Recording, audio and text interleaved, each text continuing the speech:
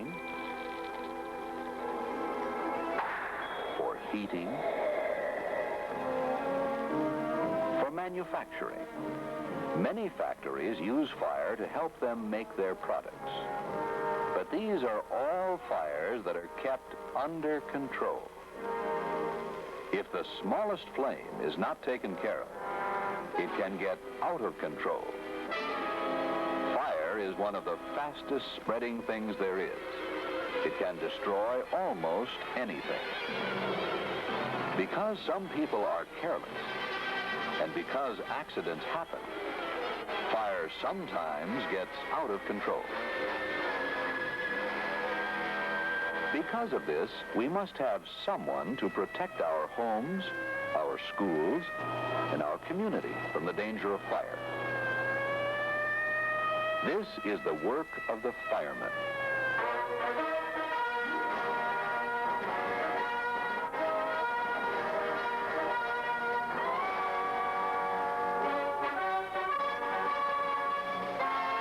The fireman has a job where he may have to risk his life every day, saving lives and property. Does it seem exciting when you see the fire engines racing by? It probably does. But any fireman can tell you that his job is not all excitement, for it is mostly just hard work.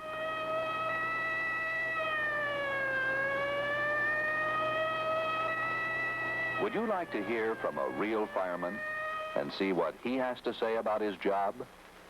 Yes, that's me. On the job.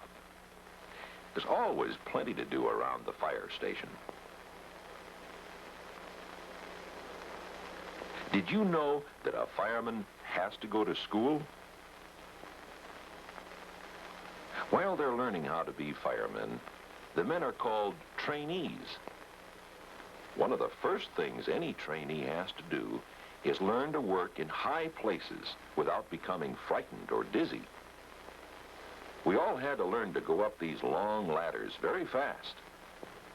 Can you see why we must be able to work in high places just as easily as if we were working on the ground?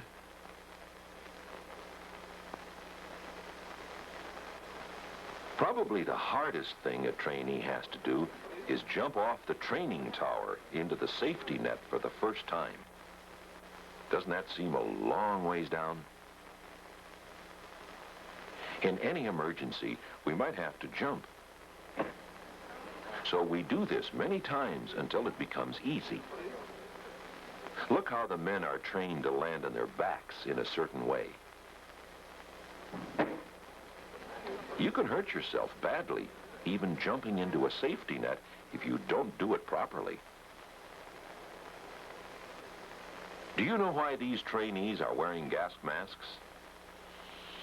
In a fire, smoke is often more dangerous than the flames themselves. Even though we've used gas masks in our training, we can't wear them all the time when we're fighting fire. So we still have trouble with smoke. Sometimes we have to rescue not only other people, but our own firemen who have been overcome by smoke. After we have had several weeks of this kind of training, we're ready to report for duty, and we are assigned to a fire station. Here we work with the same crew of men all the time. Since no one knows when fires are going to start, there must be firemen on duty all day long and all night long. So some of us work in the daytime for a while, and the others work through the night. Then we change off, so these men can spend the night at home while we sleep at the fire station.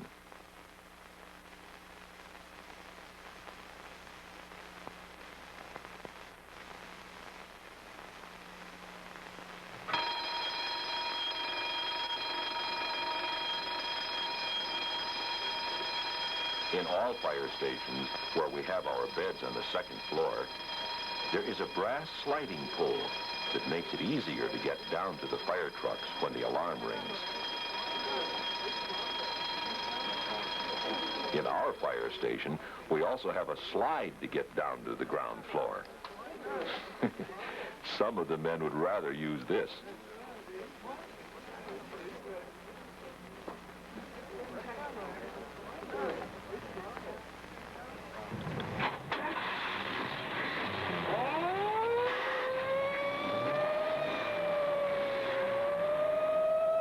When we are on in the daytime, there are many things to do when we aren't fighting fires. Things like special training courses, or caring for and cleaning our equipment. At our fire station, we have a very unusual truck with a movable tower that will unfold and go up 80 feet. This is as high as an 8-story building. Riding up on this movable tower to fight a fire high in a building is better than climbing a ladder. Not all fire departments have special trucks like this.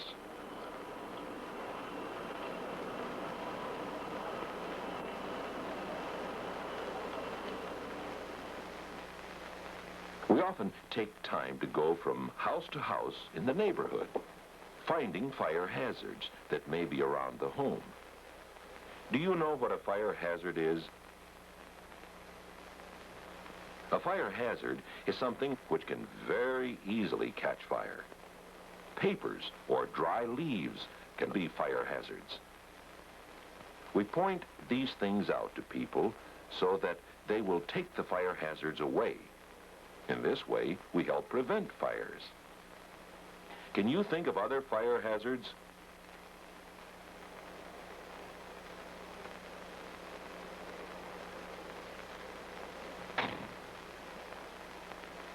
Bad electric wiring can be a fire hazard. We often show people how some of the older wiring has worn out insulation and tell them how it can cause a fire.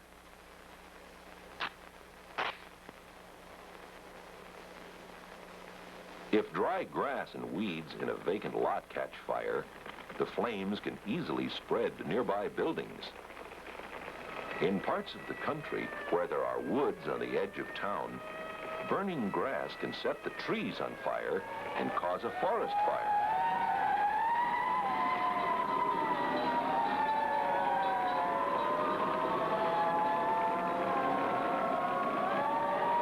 In many areas, there are specially trained firemen who can fight forest and brush fires.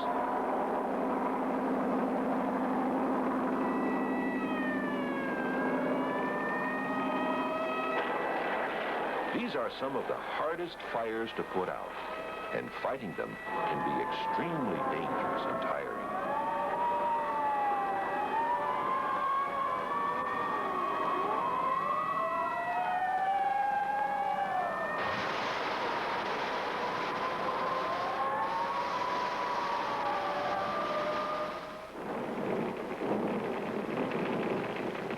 Other fires that are hard to bring under control are fires in oil refineries and oil tanks.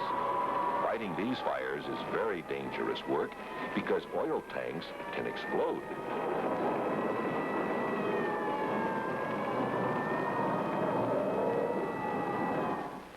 Although we get tired of working on our equipment and doing other such jobs between alarms, it would be much better if this was all we ever had to do. However, some people are careless, and the first thing you know, a very small flame or a tiny spark has grown into a big fire that may take hours of hard work before it is put out. Whether the fire is in a factory or in somebody's home, it's always dangerous to other houses and buildings.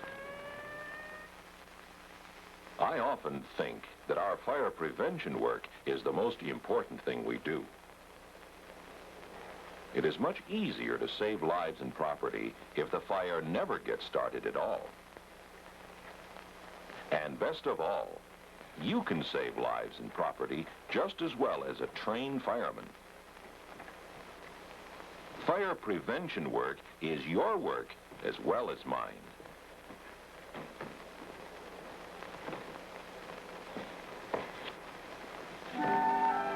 remember, even though fire is one of the greatest helpers of man, if it gets out of control, it can be man's worst enemy.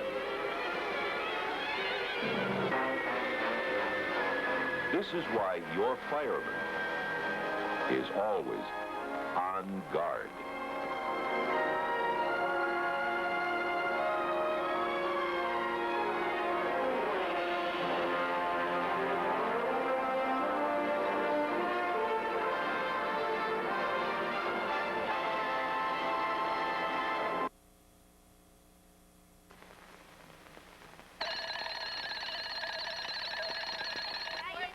When the alarm clock rang at 3:30 in the afternoon, I was already awake, and I heard my son Jim and a friend of his just outside the window.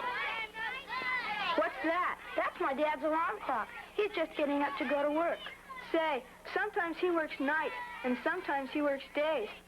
Yes, sometimes it's days, and sometimes it's nights.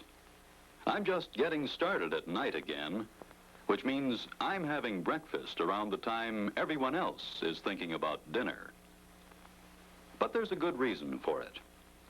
We live in a town where there are a lot of people. Someone might need help at any time, so there have to be men from our department on the job day and night. To be fair to everyone, we change off every 3 months. You see, I'm a policeman.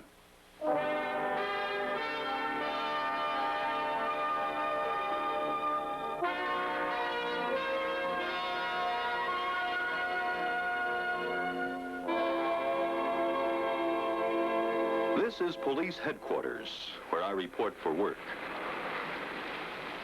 I don't spend much time here because I'm out on patrol.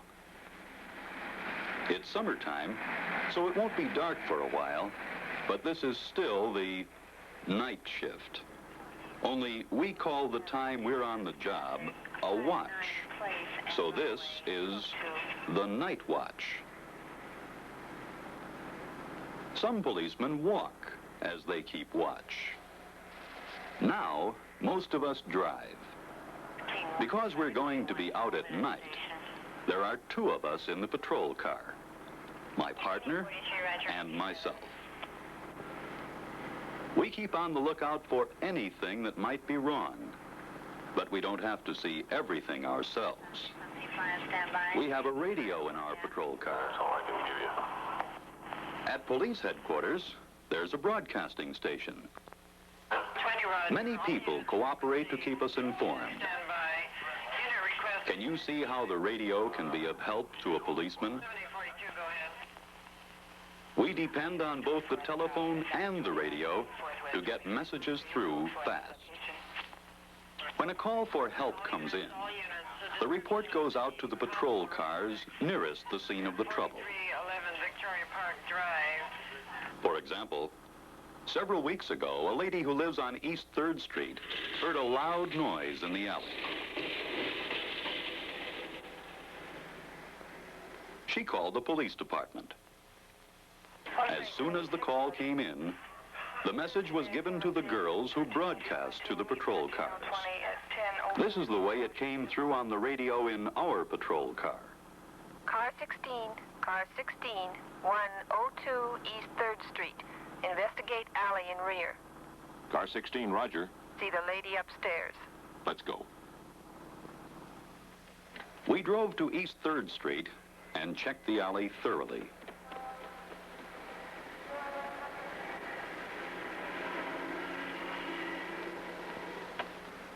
We didn't find what had caused the noise. Perhaps it was just a dog. However, even though nothing serious seems to have happened, we have to investigate all reports. Often, during the whole watch, nothing very serious will happen. But we know that just the fact we're here, on patrol all through the night, means that many crimes are prevented. My partner, who has been a police officer for only a few months, finds he's putting into practice the things he learned at the police academy where we got our training. Did you know that a man has to go to school in order to become a policeman? The policemen of tomorrow are at work at the academy right now. It's a policeman's job to enforce the law, so he has to study the laws of his country and his town. There are many classroom subjects, including the study of how to get along with people and how to take fingerprints.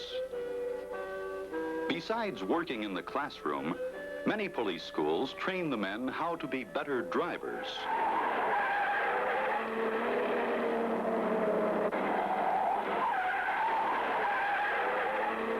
Some policemen are trained to ride motorcycles. Motorcycle officers can get through traffic more easily than officers in cars. We also have physical training, and we learn tumbling so that we know how to fall without getting hurt. We learn self-defense tactics like judo. We have to be like athletes and keep in good condition with exercise. Of course, we have to learn how to use different types of guns. Do you know some of the other subjects that the police cadet must study? In many ways, studying to be a policeman is like training for the Army. We get what is called close order drilling. We have to stand inspection. But after our schoolwork is over, we're always glad we've had the training. There is no time when our training is more important than when we get a call like this. Car 16, 10th Street and Highway 22. Ambulance traffic, code 3. Car 16. Roger. That's only 4 blocks from here. Let's go. An ambulance traffic is an accident where the ambulance has been called. Code 3 means it's an emergency. We head for the scene with our red light on and our siren open. But while it's important to get to the scene and take charge, it's also important not to cause another accident.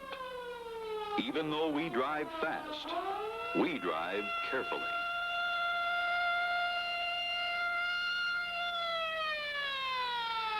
At the scene of the accident, there's confusion. The first thing I do is find out who is hurt and how badly.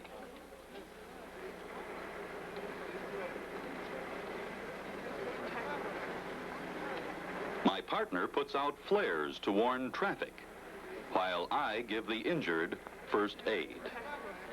This is something else we were taught in police school.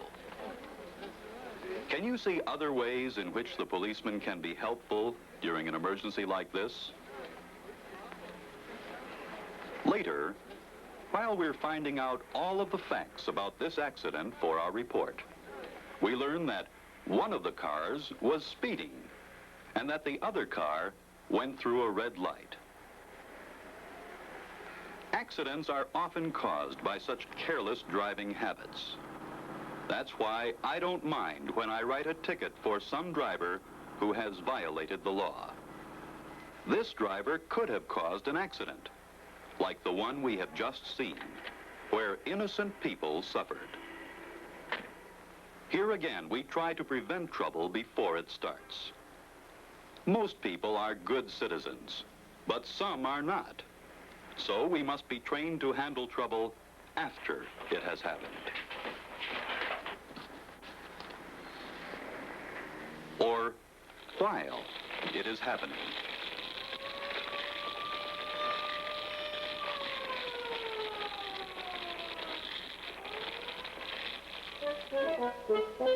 We never forget that trouble is always easier to handle if we can stop it before it happens.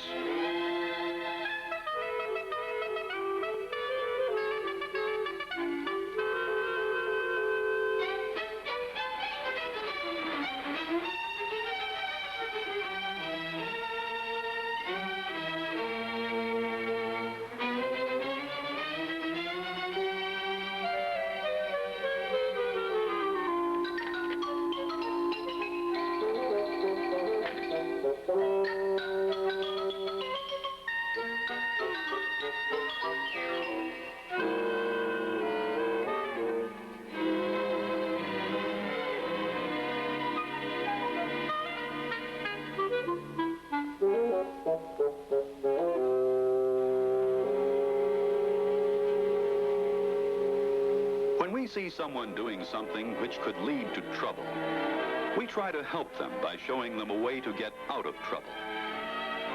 Do you know why I think that this is important?